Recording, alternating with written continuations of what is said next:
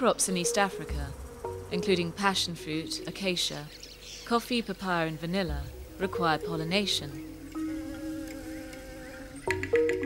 Most pollinators are wild insects, many of them forest insects.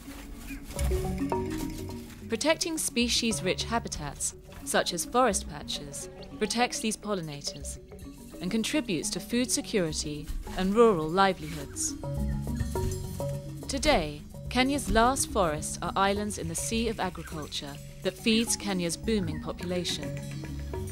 Only 1.7% of Kenya remains forested, but these forest islands are where most insects survive. Farmers often take for granted what these tiny insects do. And they may look like ants or wasps, little pests, but they really are essential for the survival of this plant.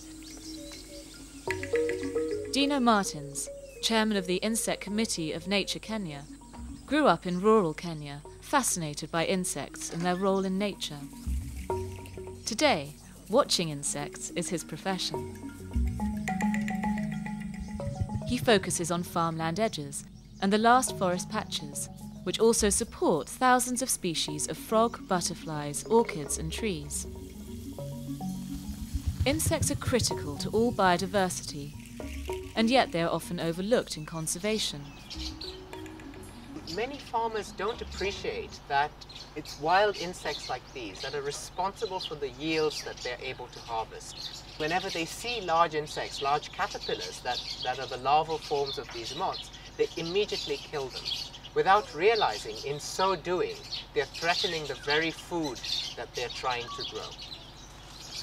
Education on the value of insects is a key part of Dino's work, and he works extensively with schools, communities and farmers.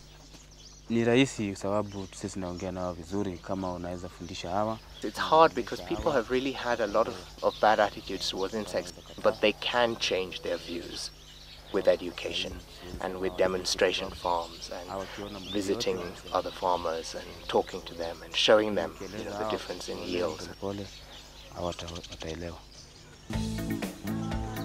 Dino's tapping local expertise on insects too. Farmers who harvest honey are able to sell it, while their bees pollinate vital crops.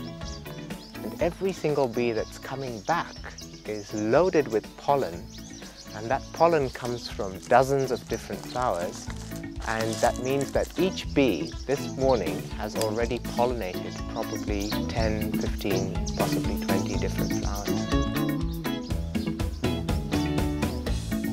Farmers, who Dino encouraged to stop killing bees and other insects, have enjoyed bumper yields and are recognizing the importance of the small things that run the world.